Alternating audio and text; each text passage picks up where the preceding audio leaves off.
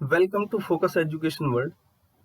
आज हम आपको बताएंगे कि कैसे एसएससी सीजीएल जेएसओ 2020 के लिए आपको प्रिपेयर करना चाहिए। ठीक है, तो ये बताने से पहले कि कैसे प्रिपेयर करना चाहिए, उससे पहले एक क्वेश्चन आपके मन में जरूर आया होगा कि क्यों करना चाहिए, है ना, और आना भी चाहिए, क्योंकि यहाँ पर आप एक एडिशनल पेपर पढ़ने वाले हो। मैथ्स और इंग्लिश के अलावा यहाँ पर आप स्टैट पढ़ने वाले हो, तो वो क्यों पढ़ें एक्स्ट्रा पेपर, है ना। तो क्यों प्रिपरेशन करनी चाहिए ये आपको पहले पता होना चाहिए, उसके बाद आपको ये पता होना चाहिए कैसे प्रिपेयर करना चाहिए। तो कैसे प्रिपेयर करनी चाहिए उससे पहले मैं आपको बता दूं कि क्यों प्रिपेयर करनी चाहिए। तो मैं ये करीब 3 स्टेप में आपको ये जल्दी जल्दी में समझा दूंगा कि पहली चीज तो ये कि आप इसके कट ऑफ का एनालिसिस देखें कि इसमें इवन अगर कोई टीए और यूडीसी एसएससी सीजीएल में 50 मार्क्स से भी चूक रहा है, ठीक है, यानी उसके 50 मार्क्स भी कम पड़ रहे हैं टीए यूडीसी लेने में, वो जेएसओ को ले सकता है। कैसे, वो मैं अभी आपको कट ऑफ के एनालिसिस से समझाऊंगा। ठीक है, साथ में कंपैरिजन इसका करें हम लोएस्ट कट ऑफ से, वो भी अभी टेबल से समझाता हूँ। और सैलरी की बात करें टीए यूडीसी, जैसा कि 2400 ग्रेड पे और ये 4200 ग्रेड पे, तो इनका जो जब तक आप 2020 से ज्वाइन करेंगे तब तक इसकी सैलरी का जो डिफरेंस होगा अराउंड 30,000 के अराउंड डिफरेंस आपका आ जाएगा सैलरी में पर मंथ। ठीक है, तो बहुत बड़ा डिफरेंस होता है। ठीक, तो ये है आपको क्यों करनी चाहिए। ठीक, तो क्यों करनी चाहिए इसके लिए आपको एकदम क्लियर करूं मैं पहले टेबल से, उसके बाद बताऊंगा कि आपको कैसे करनी चाहिए। ठीक है,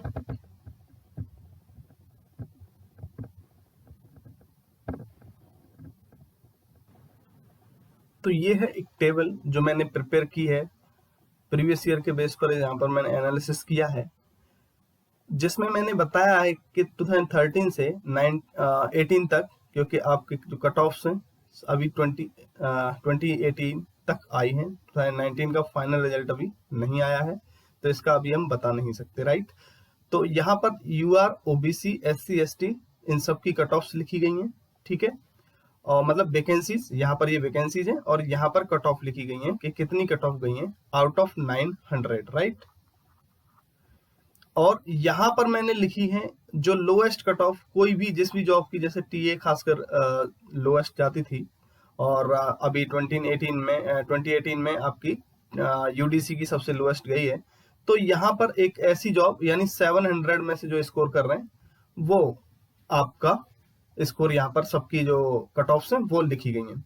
तो आप देखेंगे कि 700 और 900 में करीब 200 का डिफरेंस है, लेकिन अगर एक ऑन एन एवरेज बात करें तो यूआर कैंडिडेट 86 अगर स्कोर करता है तो इस जॉब को पा सकता है जेएसओ को। ठीक है, 200 में से 86। ऐसे ही ओबीसी 83 करता है, और ऐसे ही एससी 62, और ऐसे ही एसटी 59 अगर स्कोर करता है 200 में से, तो उसके चांसेस बन जाते हैं कि वो जेएसओ पाएगा। इवन वो टीए और यूडीसी को हो सकता है उसे न मिले, राइट। तो देखें आप, मैं अब रिलेवेंसी की बात करें तो ज्यादा पुरानी कट ऑफ पे जाने से कोई फायदा नहीं है, हम 2016 से ही उठा लेते हैं। यहाँ पर ये सब मैंने आपके देखने के लिए एनालिसिस 2013 से किया है, आप चाहे तो पूरा देख सकते हैं, मैं टाइम सेव करने के लिए आपको 16 से समझाता हूँ। ठीक है, जैसे 16 में आप देखेंगे 566.5 जेएसओ की कट ऑफ गई आउट ऑफ 900, और इधर आपकी 524 कट ऑफ गई है किसकी, सॉरी 513.5 कट ऑफ गई है आपकी इसमें टीए की, राइट। तो दोनों में अगर डिफरेंस देखें तो यहाँ पर 53 का डिफरेंस आ जाता है, राइट। 53 का डिफरेंस, यानी आपको 200 में से 53 स्कोर करने पर क्या जेएसओ मिल जा रही है, समझ रहे हो। यानी यहाँ पर अगर आप लेट सपोज आपके 513, ये 513.5 है कट ऑफ, लेकिन अगर आपके यहाँ पे 513 नंबर होते तो आपको यहाँ पर टीए नहीं मिलती। लेकिन अगर आप यहीं पर जेएसओ एग्जाम दे देते और उसमें इवन 60 नंबर, 60 तो छोड़िए, आप 55 भी ले आते तो आपको जेएसओ पोस्ट मिल जाती, राइट।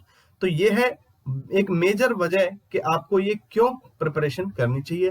ऐसे ही आप यहाँ पर एनालिसिस कर सकते हैं। लेटेस्ट कट ऑफ की बात करें 2018 में, तो यहाँ पर यूआर की कट ऑफ 626.36 गई, और ये आपकी यूडीसी की कट ऑफ गई 546.54। तो इनमें दोनों में डिफरेंस देखें तो अराउंड 80 मार्क्स का डिफरेंस है ना।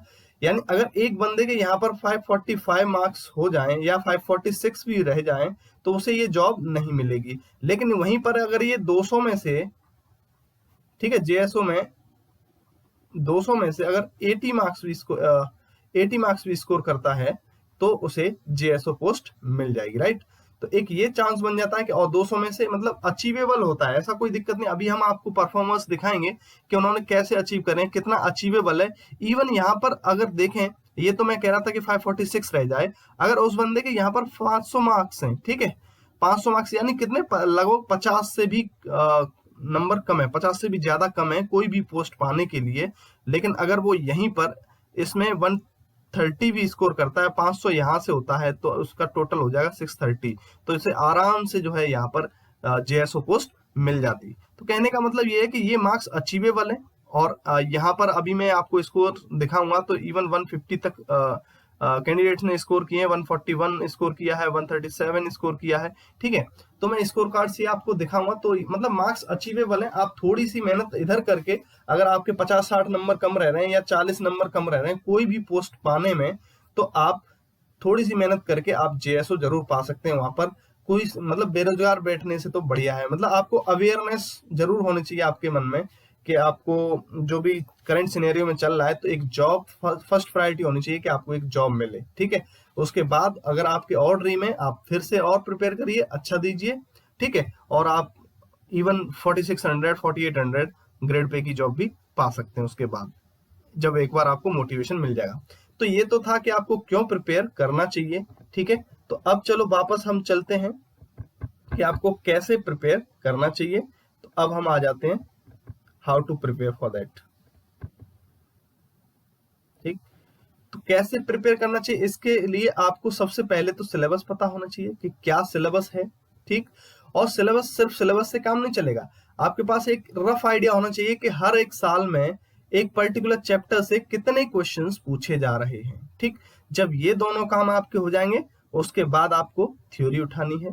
पहले थ्योरी पढ़िए, उसके एग्जाम्पल सॉल्व करिए, साथ ही में आप उसके प्रीवियस ईयर क्वेश्चन सॉल्व कर दीजिए, जिससे क्या होगा, आपके एक whole and soul complete preparation यहाँ पर आपकी हो जाएगी, ठीक है। और प्रीवियस ईयर क्वेश्चन यहाँ पर जेएसओ में मैं आपको सजेस्ट करूंगा 2014 के बाद ही करें, ठीक है।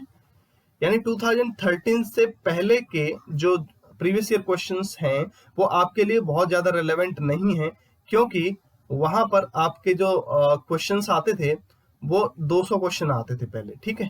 और यहाँ पर आपके 100 क्वेश्चन हो गए 200 मार्क्स के, ठीक है।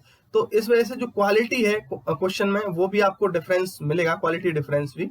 तो आपको ये रिलेवेंट नहीं है, आप 2014 के बाद के सारे क्वेश्चन सॉल्व करें। इवन 2014 के बाद 2019 तक कितने आपके 6 इयर्स के हो जाएंगे, तो 6 इयर्स इतने के आप प्रीवियस ईयर क्वेश्चन सॉल्व करें। और इसके अलावा आपको कुछ इफेक्टिव मॉक मिल सकें जो कि लेटेस्ट पैटर्न पर बेस्ड हो, ठीक है, वो आप सॉल्व कर लें, आपका काम हो जाएगा। बस इतना करने की जरूरत है, आपको बहुत ज्यादा भटकने की जरूरत नहीं है, ठीक है। तो चलिए आपको बताते हैं, पहले सिलेबस बताते हैं, फिर आपको बताते हैं कि कहां से कितने क्वेश्चन पूछे जा रहे हैं, उसके बाद थ्योरी, एग्जाम्पल और प्रीवियस ईयर क्वेश्चन का एक पेनेशिया सोल्यूशन आपको बता देंगे, ठीक। उसके बाद आपको यहाँ पर परफॉर्मर दिखा देंगे कि क्या वाकई में ये स्कोर जो है अचीवेबल है, क्या 130 140 इसमें अचीवेबल है, बिल्कुल अचीवेबल है, ठीक है। वो भी सिर्फ 1 से 1.5 घंटे की स्टडी में, ठीक है। 1 से 1.5 घंटे अगर आप स्टडी करते हैं रोज, क्योंकि आपके पास टाइम भी है अभी देखें तो आपके एग्जाम में करीब कम से कम 5 मंथ हैं यहाँ पर, जिस दिन मैं ये वीडियो रिकॉर्ड कर रहा हूँ तब से, और आज है 22 सितंबर, राइट। तो आज से करीब 5 महीने से पहले आपका एग्जाम होना नहीं है। आप इवन 1 घंटा भी रोज देके इसे पढ़ते हैं, यानी आप मैथ्स और इंग्लिश इन दोनों से जब भी ऊब जाएं तो उसके बीच में आप 1 घंटा इसके लिए निकाल सकते हैं और आप एक जॉब सिक्योर कर सकते हैं। लेकिन एक मैं सजेस्ट करना चाहूंगा, अगर आप मैथ्स और इंग्लिश दोनों में अच्छा स्कोर कर रहे हैं, ठीक है, बहुत अच्छा स्कोर कर रहे हैं, आपको कॉन्फिडेंस है, तो आपको इसे करने की कोई जरूरत नहीं है। ये खासकर उनके लिए बता रहा हूं मैं जो हर साल 10 नंबर 5 नंबर 20 नंबर 40 नंबर उससे चूक जाते हैं कोई जॉब लेने से एसएससी सीजीएल में, उनके लिए ये बहुत जरूरी है एसएससी सीजीएल जेएसओ क्रैक करना, राइट। क्योंकि यही उनके लिए लास्ट रिसोर्ट है, ठीक है, जॉब पाने के लिए। तो चलिए आपको बताते हैं एनालिसिस कि कहां से कितने क्वेश्चंस पूछे गए। ये है सिलेबस जो आपको इसमें डिस्क्रिप्शन बॉक्स में मिल जाएगा, वहां से आप इसे ले सकते हैं, राइट। यहाँ पर फर्स्ट चैप्टर, सेकंड, यहाँ पर देखेंगे तो ये 5 तक नॉर्मली रखा गया है, जो मैंने डिवाइड किया है, इसे कंप्लीट सिलेबस है इसमें।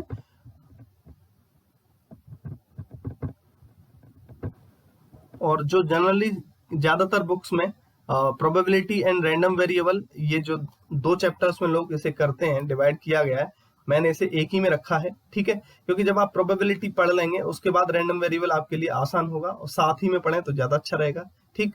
इसके बाद सैम्पलिंग थ्योरी, स्टैटिस्टिकल इन्फ्रेंस और एनालिसिस ऑफ वेरिएंस, यानी अनोवा जिसे हम शॉर्ट में बोलते हैं, ठीक। तो ये तीनों एक चैप्टर में इंक्लूड करे गए हैं, जिससे कि आपको एक क्लियर पिक्चर होनी चाहिए कि किससे क्या रिलेटेड है, आपको एक अलग चैप्टर वाली फीलिंग नहीं आनी चाहिए, क्योंकि ये बहुत ज्यादा स्कोरिंग है। अगर इन इतने में से देखेंगे तो आपको 40 to 45% तो सिर्फ इतने में से ही आ जाता है, रेस्ट में से आपका 50 से 55% पूछा जाता है, ठीक। तो यहाँ पर 8th चैप्टर में टाइम सीरीज एनालिसिस दिया गया है, और 9 में आपका इंडेक्स नंबर। चाहो तो आप इन्हीं 9 चैप्टर्स को आप 12 चैप्टर्स में बना सकते हैं, जो कि जनरली सब बुक्स में बनाया गया है। जो मैं बुक बताऊंगा उसमें ये 9 चैप्टर्स में कवर किया गया है, और आपको इफेक्टिव तरीके से सारी चीजें बताई गई हैं, ठीक है। अब ये है, देखिए, एनालिसिस, जिसमें आप देख सकते हैं कि किस चैप्टर से कितना पूछा गया।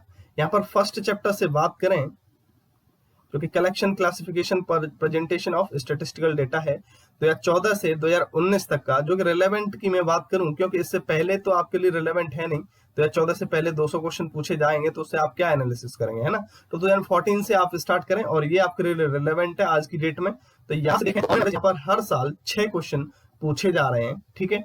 सेकंड चैप्टर की बात करें, मेजर ऑफ सेंट्रल टेंडेंसी, यहाँ पर ऑन एन एवरेज 8.5 क्वेश्चन आपसे पूछे जा रहे हैं, ठीक। Third chapter, measure of dispersion, यहाँ पर 6 क्वेश्चन ऑन एन एवरेज आपसे पूछे जा रहे हैं। और फोर्थ में देखें, मूवमेंट्स, स्क्यूनेस एंड कोर्टोसिस, इसमें 7 क्वेश्चन ऑन एन एवरेज पूछे जा रहे हैं। कोरिलेशन रिग्रेशन में 9.5 क्वेश्चन ऑन एन एवरेज पूछे जा रहे हैं। और अभी जो ट्रेंड देखा जा रहा है वो 6 और 7 चैप्टर से काफी ज्यादा क्वेश्चन पूछे जा रहे हैं, पहले उतने नहीं पूछे जाते थे। आजकल आप देखेंगे इवन 28 तक ये पहुंच गया है, और इसमें 22 तक पहुंच गया है, ठीक है। तो ऑन एन एवरेज 21 क्वेश्चन इससे पूछे गए हैं इतने 6 सालों में, और 22 क्वेश्चन 7वें चैप्टर से पूछे गए हैं, ठीक। अब टाइम सीरीज एनालिसिस की बात करें, one of the easiest topic है ये, आपको जरूर करना चाहिए। 11.5 क्वेश्चन ऑन एन एवरेज यहाँ से पूछे गए हैं, और इंडेक्स नंबर भी काफी इजी चीज है, जो कि 8.5 क्वेश्चन यहाँ से पूछे गए हैं। तो बेसिकली आपको जो स्पेशल फोकस करना होगा वो 6 और 7th चैप्टर पे करना होगा। ये थोड़े से टफ पड़ेंगे, इसमें आपको मेहनत थोड़ी ज्यादा करनी पड़ेगी, और यहाँ से आप देखेंगे तो 43 क्वेश्चन ऑन एन एवरेज यहाँ से ही पूछे जा रहे हैं, इन दोनों चैप्टर से ही, ठीक है। तो बाकी रेस्ट ये तो काफी आसान है, इजी है ना। तो ये आप एक बार पढ़ेंगे तो आपका हो जाएगा, ये भी एक बार पढ़ेंगे तो आपका हो जाएगा। आपको इसमें थोड़ा सा मेहनत करनी पड़ेगी, ये थोड़ा हार्ड पड़ेगा, ठीक है। तो ये तो हो गया एनालिसिस, आपको किस तरीके से, कहां से कितने क्वेश्चन पूछे जा रहे हैं, ठीक। अब इसके बाद बात करें बुक की, तो एक ये बुक आप प्रेफर कर सकते हैं, जिसमें आपका मतलब इसमें सारे मतलब डिजायर्ड, जैसे बात करें पहले थ्योरी बताई गई, फिर उसके एग्जाम्पल बताए गए, फिर प्रीवियस ईयर क्वेश्चन 2014 से 2019 तक ईच एंड एवरी क्वेश्चन यहाँ पर सॉल्व किया गया है। क्योंकि अगर आप और भी कोई बुक उठाएंगे तो उसमें क्या होता है, जनरली जैसे आर गुप्ता की बात करें या किरण की बात करें, तो उसमें आपको क्या मिलेगा, उसमें जैसे कोई भी लेट्स सपोज 2014 का क्वेश्चन पेपर वो सॉल्व कर रहे हैं, तो उसमें फर्स्ट क्वेश्चन सॉल्व कर दिया, 5th क्वेश्चन सॉल्व कर दिया, 10 कर दिया, 20 19 कर दिया, ठीक है, 20 कर दिया, 30 कर दिया। तो इस तरीके से वो पूरे 100 क्वेश्चन वो सॉल्व नहीं करते हैं, 100 क्वेश्चन का सोल्यूशन उसमें मिलेगा नहीं, आपके कॉन्सेप्ट्स क्लियर होंगे नहीं, तो इसलिए ये उतनी रिलेवेंट नहीं होती। यहाँ पर आपको क्या है, ईच एंड एवरी क्वेश्चन मिलेगा, पहले तो थ्योरी मिलेगी, थ्योरी के बाद एग्जांपल, फिर वहीं पर चैप्टर वाइज आपको प्रीवियस ईयर क्वेश्चन मिल जाएंगे। तो जब एक आप टॉपिक पढ़ेंगे तो होल एंड सोल तरीके से आपका वो एकदम कॉन्सेप्ट क्लियर हो जाएगा, ठीक है। और इसके अलावा बात करें तो इस बुक के साथ में आपको 5 मॉक टेस्ट जो कि एकदम वेबसाइट पर आपको देखने को मिलेंगे, ठीक है। तो बिल्कुल जैसे आप एग्जाम देते हैं लेटेस्ट पैटर्न पे, उस तरीके से आपको 5 टेस्ट इसमें देने को मिलेंगे, जो कि काफी आपकी प्रिपरेशन में माइलस्टोन साबित होंगे, ठीक। तो ये रही बुक जो आपको सारी चीजें कवर करा देगी। इसके अलावा अब हम दिखा देते हैं आपको कुछ टॉप स्कोरर्स की क्या ये स्कोर जो है अचीवेबल हैं, ठीक है। तो जैसे लेट्स सपोज सबसे पहले बात करें एक स्कोर की, तो आप देखेंगे इन्होंने 104 स्कोर किया है, ठीक है, 104 स्टेट में इन्होंने स्कोर किया है। 2019 का ही ये है, ठीक। इसके बाद बात करें तो सेकंड स्कोर कार्ड ये आपका है 141 यहाँ पर स्कोर किया है इन्होंने, ठीक है। थोड़ा स्लो चल रहा है कंप्यूटर। इन्होंने देखिए ये निर्मल है, इन्होंने 137 स्कोर किया है। इसके बाद 119 यानी 119 स्कोर किया है। तो इस तरीके से आप देखेंगे, कहने का मतलब है तो बहुत सारे, मैं आपको बस कुछ ही दिखा देता हूँ जिससे आपका टाइम ज्यादा वेस्ट ना हो और ये पता चल जाए कि वाकई में ये पेपर स्कोरेबल है, आप इसमें स्कोर कर सकते हैं, ठीक है। 119, ये 101 देखो, इससे आगे 101 आ गया, ठीक है। 101 यहाँ पर स्कोर किया है। और इसके बाद और एक दो और देख लेते हैं। ये देखिए यहाँ पर 105 स्कोर किया है इन्होंने। तो कहने का मतलब ये है कि आप इसमें थोड़ा सा अगर मेहनत करेंगे तो आप इजीली जो है 100 प्लस तो बहुत ही इजीली ले आएंगे। और इवन यहाँ पर 140 प्लस भी अचीवेबल है, जैसा कि आपको दिखाया 137 भी अचीवेबल है, यानी 130 140 आप ला सकते हैं यहाँ पर। और आप जब अदर देन जेएसओ यानी टीए और यूडीसी की बात करें, वहां पर भी आप मतलब 50 से 60 नंबर से चूक रहे हैं, फिर भी आप ये जॉब सिक्योर कर सकते हैं 130 140 स्कोर करके, ठीक है। तो आप सही तरीके से प्रिपेयर कीजिए। अगर आप वाकई में डिफिकल्टी फेस कर रहे हैं एसएससी सीजीएल में जॉब पाने में, आप कुछ मार्क्स से रह जा रहे हैं हर साल 10 मार्क्स से, 15 मार्क्स से, 20 मार्क्स से, तो आप इसे जरूर ऑप्ट करें। और अगर आप ऐसा नहीं है आपके साथ, आप अच्छा स्कोर कर रहे हैं मैथ्स और इंग्लिश में, तो आपको कोई जरूरत नहीं है इस पोस्ट की, ठीक है। तो फिर भी आपका कोई भी डाउट है तो आप कमेंट बॉक्स में पूछ सकते हैं, ठीक है।